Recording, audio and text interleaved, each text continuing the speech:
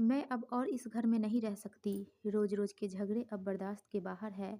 मैं काजल को लेकर अपनी माँ के पास जा रही हूँ। आप ज़्यादा पैसा कमाने की कोशिश करें और जब कमाने लगे तब मुझे बुला लेना। पत्नी रेखा का यह रूप देखकर अजीत सहम गया। अजीत बोला, देखो, तुम्हारा इस तरह से मुझे अकेले छोड़कर जाना समस्या का हल नहीं है। तुम्हारे जाने से सब कुछ डिस्टर्ब हो जाएगा, तो हो जाने दो। कम से कम आपको अकल तो आएगी। रेखा बोली, मैं कोशिश कर तो रहा हूँ, तुम थोड़ी हिम्मत नहीं रख सकती?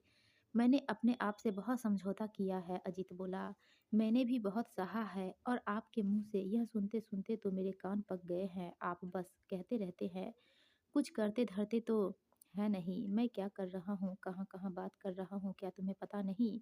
मुझे रिजल्ट चाहिए। आप यह नौकरी बदले और जब ज़्यादा तनख्वाह वाली दूसरी नौकरी करने लगे तब हमें बुला लेना। तब तक के लिए मैं जा रही हूँ। यह कहते हुए रेखा अपने सामान से भरा बैग लेकर बेटी काजल के साथ पैर पटकते हुए चली गई। अजीत ठगा सा देखता रह गया। दरअसल जब से उसने नौकरी बदली है और उसे थोड़ी कम तनख्वाह वाली नौकरी करनी पड़ी है, तब से घर की गाड़ी ठीक से नहीं चल रही है। वह परेशान था लेकिन कुछ कर नहीं पा रहा था। घर में झगड़े की वजह से अगले दिन अजीत का दफ्तर के काम में मन नहीं लगा। उसने सारा काम बेमन से निपटाया। दफ्तर में आजकल काम वैसे भी बहुत ज़्यादा था। यह सब रेखा नहीं समझती थी। उसके इस नादानी भरे कदम से अजीत चिढ़ गया था। अजीत ने भी तय कर लिया था कि अब वह रेखा को बुलाने नहीं जाएगा। वह अपनी मर्जी से गई है, अपनी मर्जी से ही उसे आना होगा। रात के 11 बज रहे थे। अजीत नींद के इंतजार में बिस्तर पर करवटें बदल रहा था। इतने में मोबाइल फ़ोन की घंटी बजी। उसे लगा कहीं रेखा का तो फ़ोन नहीं, शायद उसे गलती का एहसास हुआ हो, पर नंबर देखा तो किसी और का था। कौन? अजीत ने पूछा। सॉरी सर, इस समय आपको डिस्टर्ब करना पड़ रहा है। अजीत को फ़ोन पर आई उस औरत की आवाज़ कुछ जानी-पहचानी सी लगी। कोई बात नहीं, आप बोले, अजीत ने कहा। नमस्ते, पहचाना, मैं बबीता। ट्रेनिंग के दाखिले को लेकर 1-2 बार आपसे पहले भी बात हो चुकी है। ओह हाँ बबीता, तुम हो। कहो इस वक्त कैसे फ़ोन किया तुमने? सर, आज दिन में जब आपको फ़ोन किया था तो आपने ही कहा था कि अभी मैं बिज़ी हूँ, शाम को बात करना। पर इस वक्त तो रात है। सर, मैं कब से ट्राई कर रही हूँ, नेटवर्क ही नहीं मिल रहा था, अब जाकर मिला है। ठीक है, कहो क्या कहना है? सर, उस प्रोफ़ेशनल कोर्स के लिए मेरा दाखिला तो हो जाएगा ना? देखो, इंक्वायरी काफ़ी आ रही है, मुश्किल तो पड़ेगी। सर, दाखिले का काम आप देख रहे हैं, आप चाहे तो मेरा एडमिशन पक्का हो सकता है। मैं 3 साल से ट्राई कर रही हूँ। आप नए आए हैं, पर आपके पहले जो सर थे वे तो कुछ सुनते ही नहीं थे। उसकी आवाज़ में चिड़ौड़ी थी। आपकी पारिवारिक हालत कैसी है? आपने बताया था कि आपकी माली हालत ठीक नहीं है। अजीत ने कहा।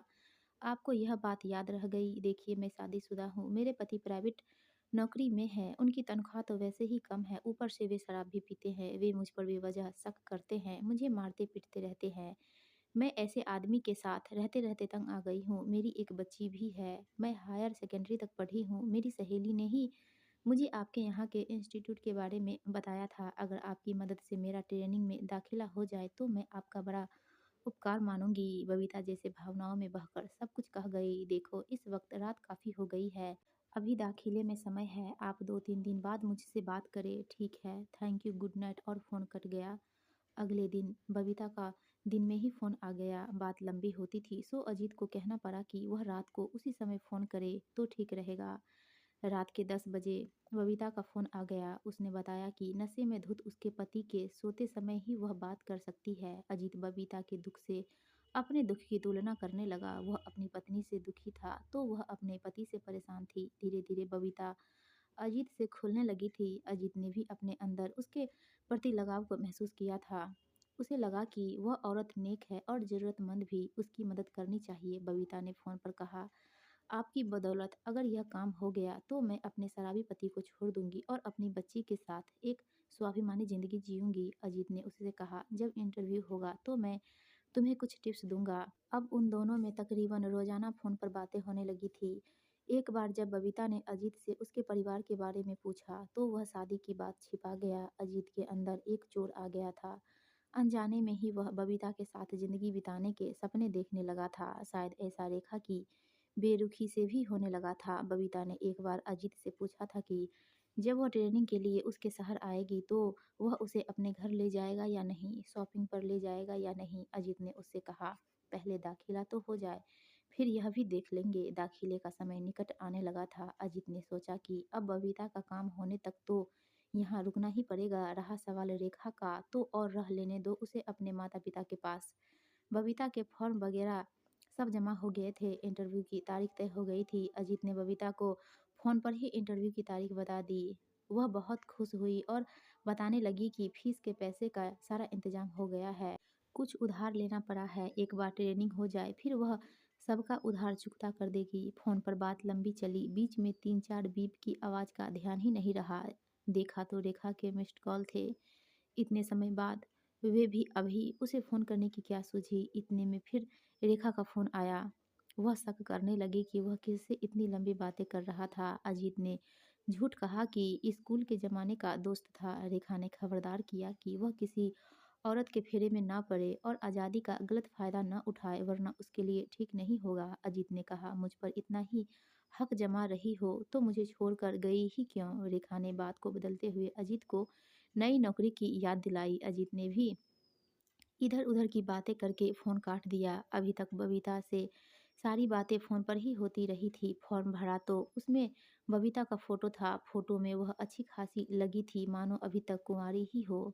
अब जब आमना-सामना होगा तो कैसा लगेगा, यह सोचकर ही अजीत को झुरझुरी-सी होने लगी थी। जैसे-जैसे दिन कम होने लगे थे, वैसे-वैसे बबीता के फ़ोन भी कम आने लगे थे। शायद अजीत को बबीता के बैलेंस की फ़िक्र थी कि जब मिलना हो रहा है तो फिर फ़ोन का फिजूल खर्च क्यों? आखिरी दिनों में बबीता ने आने-जाने और ठहरने संबंधी सभी जानकारी ले ली थी। आखिर वह दिन आ ही गया। अजीत ने अपना घर साफ-सुथरा कर लिया कि वह उसे घर लाएगा। सभी प्रवेशार्थी इकट्ठा होने लगे थे। सभी की हाज़िरी ली जा रही थी कि कहीं कोई बाकी तो नहीं रह गया। लेकिन यह क्या, बबीता की हाज़िरी ही नहीं थी। अजीत तड़प उठा। जिसका दाखिला कराने के लिए इतने जतन किए, उसी का पता नहीं यह औरत है कि क्या है। कुछ फ़िक्र है कि नहीं? अगर कोई रुकावट है तो बताना तो चाहिए था ना फ़ोन पर। अजीत ने बबीता को फ़ोन किया, लेकिन यह क्या, फ़ोन भी बंद था। यह तो हद हो गई। इंतज़ार करने के अलावा कोई चारा नहीं था। मुमकिन हो कि ट्रेन लेट हो गई हो। स्टेशन में पता लगा लिया तो मालूम पड़ा कि ट्रेन तो समय पर आ गई थी। अब हो सकता है कि टिकट कन्फर्म न होने से वह बस से आ रही हो। इंटरव्यू हो गए और सभी सीटों की लिस्ट देर शाम तक लगा दी गई। अब कुछ नहीं हो सकता। बबीता तो गई काम से। अच्छा भला काम हो रहा था कि यह क्या हो गया। ज़रूर कोई अनहोनी हुई होगी उसके साथ, वरना वह आती। अजीत अगले 2-3 दिन लगातार फ़ोन मिलाता रहा। वह बंद ही मिला। हार कर उसने कोशिश छोड़ दी। छठे दिन अचानक दफ्तर का समय ख़त्म होने से कुछ पहले बबीता का फ़ोन आया। हेलो, बबीता की आवाज़ में डर था। अजीत उबला, अरे बबीता, तुम्हारा दिमाग तो ठीक है? यह क्या किया तुमने? तुमको आना चाहिए था ना।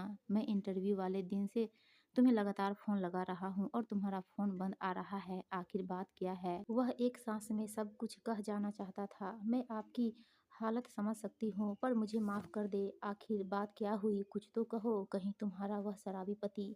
दरअसल मैं आपके यहाँ के लिए निकलने के पहले अपनी बेटी नेहा को अपनी मम्मी के यहाँ गाँव छोड़ने जाने के लिए बस में बैठी थी। बस ज़रूरत से ज़्यादा भर ली गई थी। ड्राइवर तेज़ रफ्तार से बस दौड़ा रहा था। इतने में सामने से आ रहे ट्रक से बचने के लिए ड्राइवर ने कच्चे में बस उतारी और ऐसा करते समय गाड़ी पलट गई।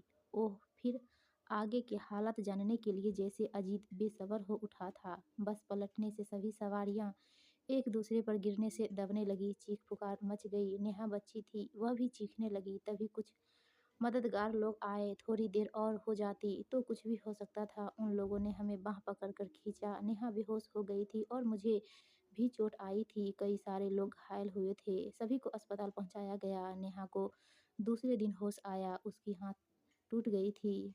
हम दोनों के इलाज में फीस के जोड़े पैसे ही काम आ रहे थे। हम अभी भी अस्पताल में ही हैं। मैं थोड़ा ठीक हुई हूँ और नेहा के पापा दवा लेने बाहर गए हैं, तभी आपसे बात कर पा रही हूँ। मुझे लग रहा था कि आप नाराज़ हो रहे होंगे। मुझे आपकी फ़िक्र थी। आपने सचमुच मेरा कितना साथ दिया। मैं आपको कभी भूल नहीं पाऊँगी। जब सब कुछ ठीक हो रहा था तो यह अनहोनी हो गई। सारा पैसा खत्म होने को है। अब मेरा आना न होगा कभी। मुझे अब हालात से समझौता करना पड़ेगा। लेकिन मैं एक अच्छी बात बताने से अपने आप को रोक नहीं पा रही हूँ कि नेहा के पापा अस्पताल में हमारी फ़िक्र कर रहे हैं। उन्हें ट्रेनिंग को लेकर, फ़ीस को लेकर, मेरी कोशिश के बारे में सब कुछ मालूम हुआ तो वे दुखी हुए। रात में उन्होंने मेरे माथे पर हाथ फेर कर सुबकते हुए कहा कि बहुत हुआ, सँभालो अपने आप को, मैं नशा करना छोड़ दूँगा, अब सब ठीक हो जाएगा। इनके मुँह से ऐसा सुनकर तो जैसे मैं निहाल हो गई हूँ। ऐसा लगता है जैसे वे अब सुधर जाएँगे। फ़ोन पर यह सब सुनकर तो जैसे अजीत धराम से गिरा, सारे सपने झटके में चूर-चूर हो गए। आखिर में बबीता ने कहा, अच्छा अब ज़्यादा बातें नहीं हो पाएगी, रखती हूँ, गुड बाय। अजीत ने अपना सिर पकड़ लिया। क्या सोचा था, क्या हो गया, कैसे-कैसे सपने बबीता को लेकर बुन डाले थे, पर आखिर वही होता है जो होना होता है। यह सब एक याद बनकर रह जाएगा। दफ्तर का समय पूरा हो चुका था। अजीत घर की ओर बोझिल कदमों से निकल पड़ा। घर पहुंचा तो देखा कि रेखा बैग पकड़े काजल का हाथ थामे दरवाजे पर खड़ी थी। अजीत को देखकर रेखा ने एक मुस्कान फेंकी, पर उसका भावहीन चेहरा देखकर बोली, क्या बात है, हमें देखकर आपको खुशी नहीं हुई? तब तक काजल अजीत के नज़दीक आ चुकी थी। उसने काजल को प्यार से उठाकर चूमा और नीचे खड़ा कर जेब से चाबी निकाल कर बोला, अपनी मर्जी से आई हो या पिताजी ने समझाया? पिताजी ने तो समझाया ही। मुझे भी लगा कि अच्छी तनख्वाह वाली नौकरी के लिए आपकी कोशिश में हमारे घर लौटने से ही तेजी आएगी। रेखा, रबर को उतना ही खींचो कि वह टूटे नहीं। इसलिए तो चली आई जनाब। दरवाज़ा खुल चुका था, तीनों अंदर आ गए। अरे वाह, घर इतना साफ सुथरा, कहीं कोई? रेखा ने आंखें तरेरी। रेखा, अब बस भी करो, फिजूल के बहम ठीक नहीं है। आपका आए दिन फ़ोन बिजी होना शक पैदा करने लगा था। आप मर्दों का क्या बोल चुकी, अब हम सब तुम्हारे लौटने की खुशी मना सकते हैं, क्यों नहीं? मैं सबसे पहले चाय बनाती हूँ। कहते हुए रेखा रसोई घर में चली गई। काजल ने टेलीविज़न चलाया और अजीत फ्रेश होने बाथरूम में घुस गया। दोस्तों, आपको यह कहानी अच्छी लगी हो तो प्लीज़ हमारे वीडियो को लाइक कीजिए और चैनल को सब्सक्राइब